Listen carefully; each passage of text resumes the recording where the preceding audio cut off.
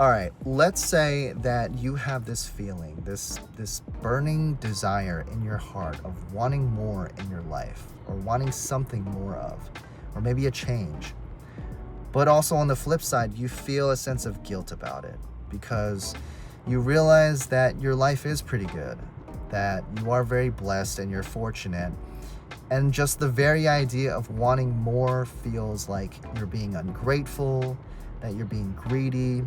And so you try to convince yourself to not feel those things, to not think that. So you put it aside, you avoid it, you try to bury that feeling. But whatever you do, you can't really seem to shake it. It's always this lingering desire. Now, what if I were to tell you that that feeling isn't necessarily a bad thing? And it doesn't mean that you are ungrateful or being greedy in your life. What it actually is pointing you more towards is that maybe that there is a truth or a calling in your heart that you just haven't really looked into yet. I'm a big believer that God puts desires in people on purpose. In the Bible, in Psalms 37, it says, "Delight in the Lord, and he will give you the desires of your heart."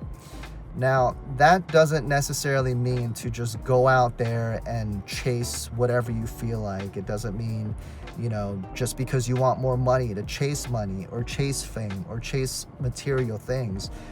But rather, it's permission to look at your desires a bit more honestly instead of feeling guilt and shame about feeling and thinking those things at all.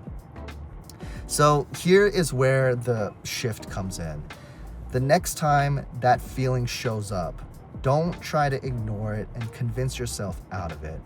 Instead, just ask yourself directly, what is this desire pointing me towards? And then pray on it.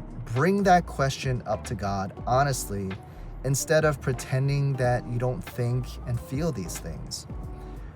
The thing is that wanting more isn't a sin. It's not a bad thing. So don't pretend that you don't want just to delay a conversation that you need to have with you and God.